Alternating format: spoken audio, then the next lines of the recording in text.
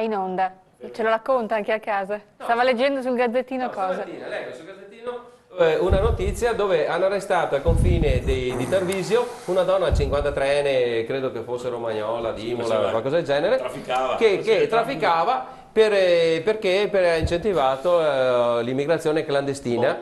No, ok. E quindi manette la donna perché aveva con sé 2 trentenni perché faceva la passer, no? Okay, e quindi per l'immigrazione clandestina lei li portava in Italia e quindi è stata arrestata per incentivazione dell'immigrazione clandestina. Bene. No, arrestiamo tutto il governo, andiamo tutti a casa, dice tutti clandestini, sono tutti clandestini, aspetta perché ogni tanto con il Veneto ci scivolo, sono tutti clandestini, ma allora arrestiamo anche mezzo governo, arrestiamo il governo, arrestiamo qualcuno. Se è arrestato sta donna perché è incentivato l'immigrazione clandestina, noi che li andiamo a prendere, se li andiamo a prendere i clandestini, arrestiamo il governo. Cosa stiamo dicendo? Arrestiamo i militari che stanno sulle navi che fanno No, i militari non fanno il loro lavoro, loro eseguono gli ordini, per carità, ci mancherebbe altro, purtroppo.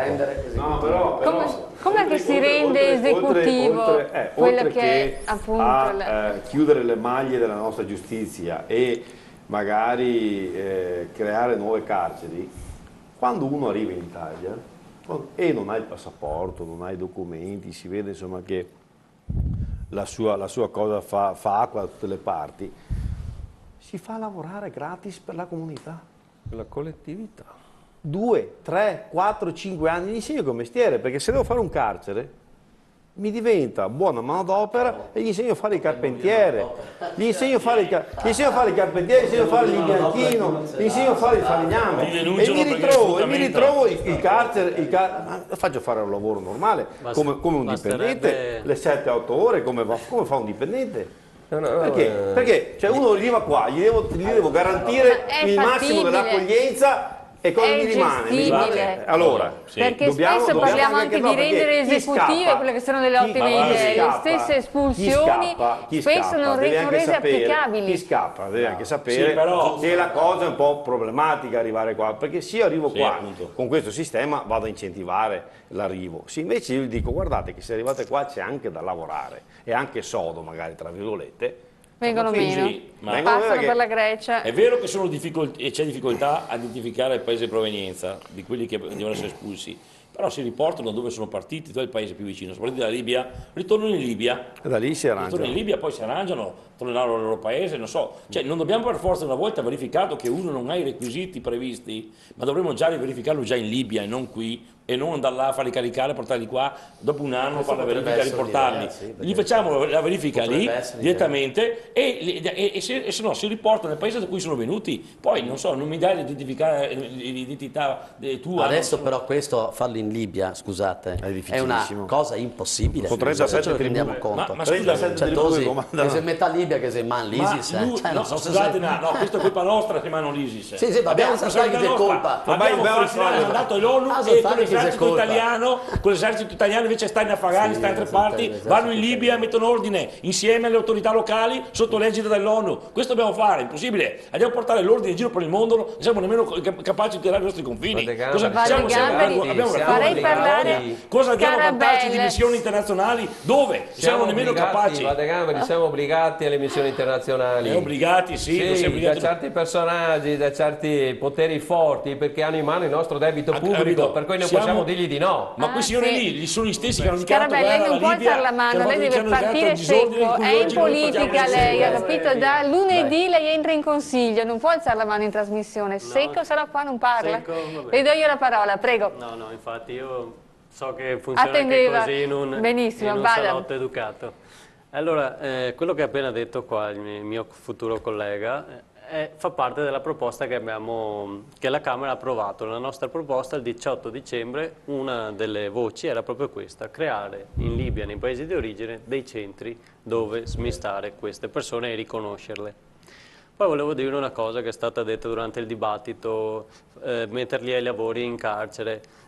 Io non... A parte che potrei essere anche d'accordo, però a me basterebbe che autogestissero i centri dove vengono messi. A Vittorio Veneto qualche mese fa c'è stato qualche giorno di trambusto perché si lamentavano i rifugiati, addirittura dicevano che non mangiavano bene. E mi sono detto, ma non mangiavano bene, ci può anche stare perché vengono dall'Africa, hanno cibi e usanze del tutto diverse. Qual è il budget che ci costano per dargli a mangiare? Vengono accompagnate da una persona, si fanno la spesa con quel budget, si fanno da mangiare e mangiano come vogliono loro. Lo stesso per le pulizie, perché non si autogestiscono la pulizia del loro centro? Così lavorerebbero e avrebbero meno tempo libero per andare in giro a dare fastidio. Cioè, partiamo da là. Diamogli l'autogestione controllata logicamente, non è lasciarli là. In un paese non loro, ipotesi. Sì, io sono abituato a vivere in una città magari anche delle loro, però un po' attorno a queste grandi città e mi riporto lo stesso modo di vita dentro in queste case o in questi centri di accoglienza non è una cosa semplice. È lo stesso modo di vista, qui c'è una cultura, qui c'è anche un problema culturale, mica da poco. Cioè, se non teniamo noi un determinato tipo di problema serio. Vicino al mio paese gli hanno fatto una convenzione, adesso stamattina vedevo là pulire le strade, vedevo tutta finalmente ha fatto diversi mesi, ma però non è la soluzione, io non capisco. Tra l'altro sono persone del Bangladesh, quelli nel caso che usciti dalla Libia, erano lavoratori che erano là che lavoravano in Libia, poi sono scappati qua, ma il Bangladesh è un paese che esiste, non c'è la possibilità di parlare con l'ambasciatore e dire ma questi signori qua, cacciati dalla Libia, cari dei Gheddafi, non si possono riportare nel loro paese, in Bangladesh, non credo che non c'è nessuna guerra, non c'è nulla, perché devono rimanere mesi e mesi, eppure sono qua in albergo da noi, ma queste cose assurde. Tra l'altro il Bangladesh è uno di quei paesi che è uno dei paesi emergenti in questo momento qua, perciò il problema dell'economia che sta partendo è reale. Sono una trentina del ma in Italia addirittura sono stati tolti i capitoli dal bilancio dallo Stato per i rimpatri, per dare i soldi ai profughi, cioè ai clandestini che arrivano. Continuiamo a mantenerli nel nostro paese per mancanza di fondi nei vari governi che era previsto per il rimpatrio. L'abbiamo azzerato e abbiamo preso quel capitolo per sostenere, per fare l'ingresso. Perciò, poi abbiamo spostato un altro capitolo anche dall'INPS sempre per questo fattore qua. Anche dall'INPS? Anche dall'INPS. Le nostre pensioni? Sì. 70 milioni di euro in un colpo solo in una finanziaria. Tanto per essere chiari, 123 milioni sul giro di poche settimane. È possibile che noi... Un'altra cosa, se l'Europa non si sveglia non ci dà una mano, un'altra proposta che io faccio. Prego. Siccome noi all'Europa siamo soci pari a un 18-20%, dobbiamo dare di tutto quanto diciamo così, il grande supporto europeo che dobbiamo dare, noi siamo partecipi, siamo soci per il 18-20%. Ce li scaliamo. Se io ho speso 100 milioni di euro, gli do 100 milioni in meno all'Europa. Non c'è la compensazione. Perché? C'è la compensazione, la faccio io la compensazione, ma non lo faccio perché non glieli voglio dare.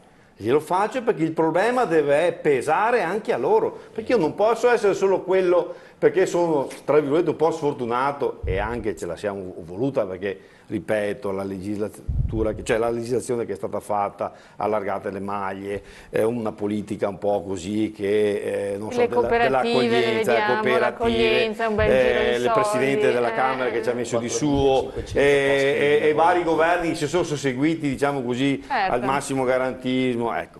Però su questo, siccome abbiamo un costo e non indifferente, cominciamo a dire Europa, invece di darti 100 ti do 89 perché l'altro l'ho supportato su questo costo. Perché poi ci danno le briciole con Mare Nostrum, Frontex, ci danno veramente le briciole. Quelle briciole gliele diamo alla mafia. Poi quelle briciole anche mal gestite. Nel 2012 il bilancio economico. Ha visto che è intervenuto senza alzare la mano? Lei sta entrando, prego. C'è costato 1 miliardo di euro, il Ministero dell'Interno si è preso la sua fettina 1 miliardo di euro e prima lui diceva non abbiamo neanche i guanti, cioè questo 1 miliardo di euro come è stato speso? È questo che dobbiamo lavorare insieme. Mi becchi proprio tra l'altro un dente che mi fa proprio che quello che mi fa più male. La raccontavo anche in un'altra trasmissione. Allora, tu pensa che sono stati dati 7.000 giubbotti, si chiamano sottocamicia, sono quelli che servono per difendersi dalla coltellata, servono per la bottigliata, per il piccolo calibro, no? Comunque sempre una forma di tutela. Siccome dovevano essere distribuiti 14.000, allora cosa ha detto il Ministero? Invece di comprarli gli altri 7.000 per dare una tutela come datore di lavoro, perché incombe nelle responsabilità del datore di lavoro quello di tutelare la salute dei suoi lavoratori, cosa ha fatto? Ha ritirato i 7.000 che erano già, perché così non facciamo male a nessuno. Queste le politiche ragionieristiche, assurde, autolesionistiche che stanno al Ministero e al Dipartimento. Robert Amati, mi consenta cose da pazzi. Sì, questo l'abbiamo già denunciato più una volta. Vai dai colleghi carissimi del reparto prevenzione crimine del Veneto, che è uno dei più bei reparti che abbiamo in Italia,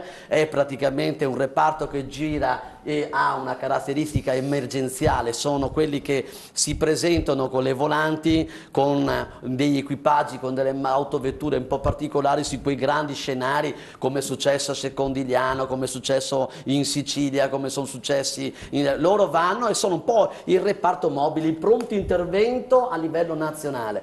I giubbetti di sottocamicia erano destinati a loro in particolar modo e a quelli delle sezioni volanti. Li hanno tolti. E quindi vanno senza? Vanno senza. Ora voglio dare un'altra cosa, non so se ve ne siete accorti, professor Casa, era una cosa che mi piaceva anche dirglielo privatamente. Ieri noi ci siamo costituiti parte civile. Vi ricordate il caso dei 2 carabinieri che sono stati gravemente feriti dal libico?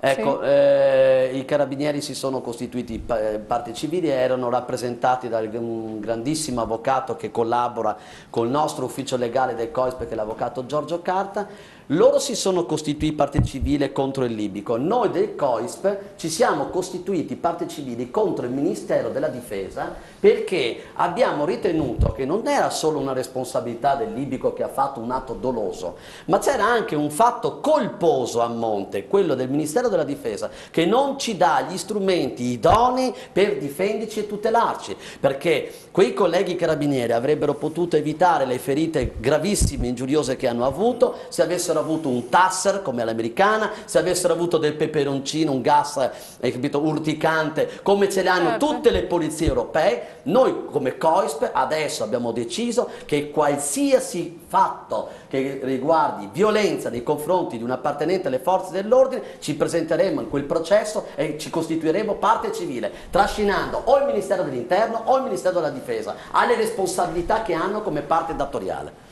D'altronde ogni azienda che si rispetti, che sia piccola o grande, deve tutelare i suoi dipendenti. È un principio cardine democratico e costituzionalmente previsto. Il datore di lavoro deve difendere i suoi lavoratori. E quante multe subiscono, quanti costi ci sono per mantenere la 231, la sicurezza sul lavoro. Allora che anche lo Stato, ma io trovo assolutamente congruo. In questo senso lo Stato deve dare un esempio. Signori, però questa sera voi siete la classe politica di oggi, a livello regionale abbiamo l'onorevole, il Parlamento, abbiamo i sindaci, abbiamo le forze dell'ordine. Tutto sommato, voi siete abbastanza d'accordo sul fatto che serve un'operatività, una concretezza, leggi, strumenti alle forze dell'ordine, ma cosa succede da domani?